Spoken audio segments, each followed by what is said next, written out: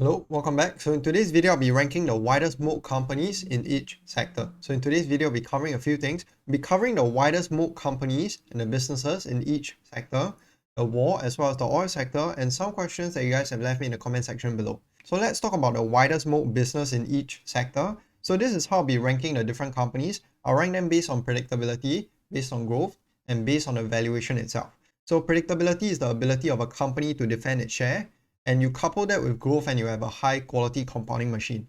But of course, valuation comes into play as well, because if you overpay for a company too much, you won't be able to get good returns over time. So the first sector that I'll be talking about is your tech industry. Your tech stocks are generally highly disruptive, and the leaders, they change very often. So back in the 2000s, we had Cisco, and currently now we're having companies like Apple, Microsoft, and so on. Tech is complicated and innovative, but historically the tech sector usually outperforms the general market. So for your tech sector, this is my ranking. So I have Amazon as the first place, followed by Google, followed by Microsoft. So why exactly is Amazon first? So Amazon is first because it is trading at a historically cheap valuation. It is the second widest moat company behind Microsoft in my opinion, but the fastest growing one. And the company is creating an ecosystem with their products to lock in their consumers, and they have so much room for margin expansion as well. So they have all the other businesses that are extremely low margin right now, and if you have to just increase their margins to levels that their competitors have, this could easily be a company growing 20-30% in terms of their earnings per share over the next few years. So for Amazon, this is their story. So Amazon, on top of being the largest cloud provider in the entire world, it is now also the largest robot company. So Amazon has more than 750,000 robots that sort, lift, and carry packages. See them in action. So Amazon is putting a lot of money into capex and R&D to basically improve the efficiency of the entire business, and we could see the effects of that coming in the next few years when the margins start to explode to the upside. So for Amazon, the headwinds are as such. You have competitors like Pinduoduo as well as Shein taking market share. So Pinduoduo and Shein, they focus more on the cheap goods from China, and in terms of the quality of the business, I don't think they will be able to compete with Amazon. If you have to look into Pinduoduo's earnings itself, their earnings metric were just terrible. And then the next headwind for this company is your macroeconomic downturn. I don't think that's a structural reason for Amazon, although it will be impacted by it. So when that slowdown comes in the market, I think I'll be buying into this one. And the last one is overinvestment. So this one is the only real substantial risk that I can see for Amazon. It is the high capex leading to high depreciation over the next few years. Because if they can't generate returns on all this capex that they're putting in right now, this could hurt their bottom line next time. So for Amazon, they've been steadily increasing their ROIC over the past few years, and if they can continue doing so, then I don't see the capex as a problem. Because when you have high capex, it leads to high reinvestment rate. Couple that with high ROIC, it leads to high growth for the company. But of course, when your ROIC starts to drop, then that could be detrimental for your business. So as long as Amazon's ROIC metric is high, I don't see this as a problem for the business for now. Next sector that I'll be talking about is your financial sector. So your financial sector companies have the widest moat companies, typically your toll gate businesses, and banks are a lot harder to invest in given their leverage earnings and lower quality earnings. So typically in your financial industry, you don't want to be investing in banks as well as asset managers. Buy the ones that are your toll gate businesses. So in your financial sector, this is why banks are an avoid. So this is an article from Terry Smith, and in here he highlighted why I never invest in bank stocks. So firstly, he said, I never invest in anything that requires leverage to make an adequate return. Banks have a very small amount of equity to support their balance sheet. So he's talking about how banks have a very high assets to equity ratio due to the high amounts of debt.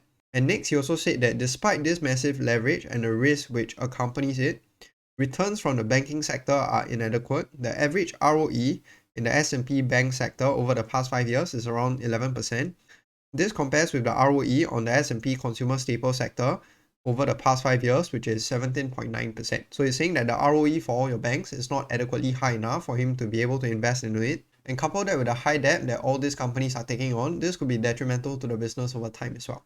So in the financial sector, this is my ranking. I have S&P Global at the top, followed by Moody's, followed by Visa and MasterCard. These are, in my opinion, 4 of the highest quality business in your financial sector. So a lot of these financial companies in here are the highest quality companies out there, and the companies in here could easily form a high quality portfolio. So this is my reason for ranking them as such. So Visa and MasterCard are incredibly wide moat and toll gate businesses with the best metrics in the world, and it's hard to bypass them. But the problem with them is they have extremely high valuation right now, because Visa and MasterCard, they're trading at price to free cash flow of upwards of 30 times, and normally that is a sign of overvaluation when you look at the stock historically. Moody's is higher quality than S&P Global, although it is more cyclical. S&P Global has a larger data segment of their business, which is lower quality and less monopolistic. But the reason why I put S&P Global on top of Moody's is simply because of valuation as well. So S&P Global is trading at a price to free cash flow of around 26 to 27 times, whereas Moody's is trading at a price to free cash flow of upwards of 30 times as well. So I don't think the difference in quality justifies the difference in valuation, and that's why S&P Global is my ranking number 1 for now, followed by Moody's, followed by Visa and MasterCard. Visa and MasterCard, I think they're quite overvalued, around 10% or so overvalued. So next sector that I'll be talking about is our healthcare companies. So our healthcare companies are usually avoids given the high regulation and scrutiny in the space. Regulation could turn the business upside down overnight, and that is usually not what you want when it comes to owning these companies. They also rely on acquisitions for growth. So a lot of your healthcare companies, what they do is they will acquire other small biotech companies. And usually for companies, you want organic revenue growth rather than acquisition growth, because acquisition growth, they are much less predictable as compared to organic revenue growth. So this is my ranking for your healthcare stocks. I have United Health at the very top, followed by Novo Nordisk, followed by a third company, which is Thermo Fisher. United Health is the highest in the list, but the company has multiple risks. So for this company, it is trading at a historical low valuation if you have to compare it to the past 10 years. And that is why it is the top of this list. I think it is presenting one of the better opportunities in the market right now. The next stock is Novo Nordisk. Novo Nordisk is a decent company, but the complexity of the business itself is quite extreme. I can see this company growing in line with the entire weight loss industry over the next few years, and that's why it's in the second place for me. But the problem with the business is it is too complex, similar to Thermo Fisher as well. So Thermo Fisher, the only reason why it's in the third place itself is because the business is simply too complex. And the problem with the business is that it requires too much acquisition for growth. It is sort of like an acquirer-like business, similar to Danaher, similar to other companies like Constellation Software in your software industry, as well as all your different other serial acquirers as well. So for Thermo Fisher, the business is quite complex. So if you understand the business, then this looks like a high quality compounding machine for you to want to enter into. But for me, I don't understand the business enough, and so I won't be adding into Thermo Fisher Scientific.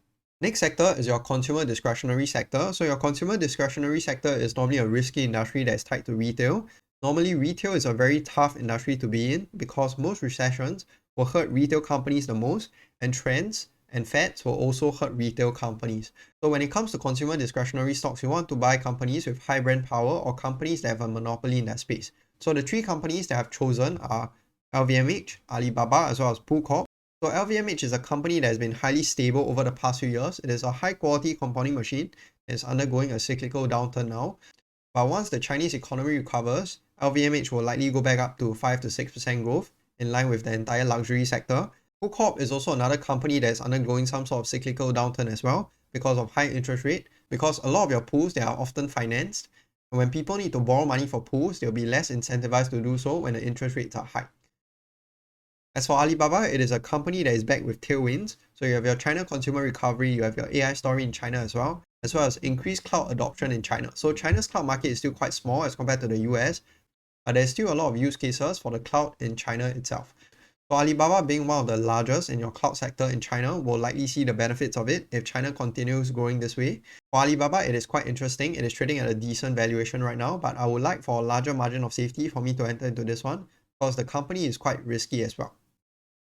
Last sector that I'll be talking about is your industrial sector. So your industrial sector, I only managed to find two high quality stocks. It is Otis as well as Canadian National Railway. So for Otis, it is an amazing company with an install base that is growing. So if you don't know what a company does, the company installs lifts. And when a company gets their lifts from Otis, they have to get the services from Otis as well. Same for the maintenance. So this company is facing headwinds due to China's housing market, but that could easily turn into a tailwind as well when the China housing market recovers. And for CNI, it is a company that is highly predictable in an oligopolistic position. It has capital allocation that is quite good as well. So the company's management only buys the stock when the stock is undervalued. And you can expect between 10 and 12% returns for this company over the next few years. It won't be drastic outperformance when it comes to your railway stocks, but they are highly predictable and high quality compounders that will trickle along decently over the next few years. Next portion, I'll be talking about why I'm not investing into oil despite this World War III that is happening right now. So this is what Terry Smith said about investing in oil, and he said that he will never own them. In 2020, some of the oil and gas sector, many of the super major companies, the likes of Exxon, BP and Royal Dutch Shell, were trading at huge discounts to their fair value. These have excellent balance sheets and have been offering up significant dividend yields despite cuts from many of the big players. why has Fundsmith not purchased or added any of these businesses to the portfolio? Whilst I appreciate that electric vehicles will take off, planes, trains and even the beloved Tesla all need energy to run, and the majority of that continues to be provided by fossil fuels, and this has been represented by the recovery in the price of crude oil. All right. Do you think the questioner was an intentional pun when he said electric vehicles will take off? We don't own any oil and gas companies. We're never going to own any oil and gas companies. I mean, we will deal with the particulars of him talking about them being at huge discounts to fair value and dividend yields. But let me deal with the generality first, and then I'll hand over to Julian, who I know has made up a slide on the oil and gas companies to the particulars of the question. Why don't we own oil and gas companies? We are trying to own businesses that can go on delivering value forever, basically, which basically means businesses where there is at least a hope of constant growth over time. Not the same growth in every period or non-cyclical growth. Everything's got a bit of cyclicality, but things where they can keep on developing new products and new brands and find new markets and new consumers and increase prices and keep on growing forever. Clearly a business where in reaching a valuation the word depletion comes into it is not the same sort of business. Right? We're talking about something with a literally finite value. I know you can go off and discover more of the stuff, but at any one moment, and you've got a machine for doing that in your business, but in any one moment what you've got is decreasing in value over time. And I know you can find more stuff, but increasingly the stuff you find is difficult. It's not much of it being found in Texas these days, right? It's found in places which are geologically, geographically, politically, climatically hostile and so on. Secondly, it's a commodity. We like companies that create an intangible value that enables them to have premium pricing and premium returns. People who own brands, control of distribution, know-how, patents, locked-in clients in software or hardware that they can sell spares and service to. Oil and gas is a commodity. My car can't tell the difference between one petrol and another, basically. Research that people have done historically on people buying gas stations, petrol or gas station purchases is they say to them, so which brand do you favour? And they go, well, it's the one on the left after the traffic lights. They go, yeah, but is it Shell or is it Exxon or is it BP? They go, I haven't got a clue. It's the one on the left after the traffic lights. And it's like, oh, right, okay. It doesn't have any brand value. It's also got a huge element of cyclicality. We don't like companies which are very cyclical. Everything has a bit of cyclicality. One of the things people have said to us over the years is, oh, Terry, you like investing in non-cyclical businesses. I say to them, well, I've actually been in work 47 years this year, and I haven't found one yet. But what we don't like is things that are heavily cyclical. We like things where even at the bottom of their business cycle, they're still making a very good return, like our companies have done in the last year, for example. So oil stocks that are highly speculative in nature, it's tough to predict when your oil prices will go, and it's almost like betting. And what Terry Smith said earlier as well is that all your oil companies, they don't have competitive advantages. There's no way for you to differentiate the oil produced by one company as compared to the other. And it is also highly cyclical in nature, but then again, they could become low risk, high uncertainty plays if there is enough margin of safety. So if you're able to find all the deep value oil companies like what Lilu did, then of course it is a value investing method that you can go and use. But for Terry Smith and myself as well, I don't think I'll be interested in buying all these oil companies. They are highly speculative in nature and no one can predict where your oil prices will go. Last portion, I'll be talking about some questions that you guys have left me in the comment section below. So the first one, it says, hi Guan, thoughts on Coreweave and Nubius? Fair value to get in? So my personal opinion is that Coreweave is a speculative company. Same for Nubius. I'm not sure what Nubius does. But for Coreweave, they're in the data center portion. And for that stock itself, it's been rocketing up over the past month or so. I believe it's up around 100% in just the past month alone. And for Coreweave, I think it's a company that is highly speculative. And if you study the Coreweave IPO as well, the Coreweave IPO with Nvidia itself was quite sketchy as well. It was very shady. And for me, I also don't like companies that have just IPO'd because a lot of these companies that have just IPO'd, they don't have a history of strong growth. And a lot of them are just speculative in nature, pushed up in prices because of retail. So for me, I don't think I'll be getting into any of these stocks. I hope you make money in those, but for me, it is out of my competence and I don't think I'll be buying into any of this speculative plays. Next question is, hello Guan, thank you for your input. I've been looking at Visa and MasterCard for a while and hopefully I'm able to start a position. Off topic, Home Depot is nearing their 52-week low. Is it a buy? I want some exposure to different sectors. Thank you. So for Home Depot, in the past year alone, the stock is up around 2%. It's currently trading at a 24 times earnings and it's quite near its 52-week low as well. So for Home Depot, it's the same story as Pool Corp. It is in a cyclical downturn because of high interest rates. High interest rates leads to less home builds, which will lead to less demand for Home Depot products, similar to Pool Corp as well. So for Home Depot, if you can find a scenario whereby they can fend off competition from companies like Lowe's, Target, and so on. But for me, I don't think Home Depot is monopolistic enough for me to want to invest into it. I think you're better off just investing into a company like Pool Corp that holds a majority market share in your pool sector, rather than a company that is in an oligopolistic position like Home Depot. I hope you guys have found this one useful and invest safe.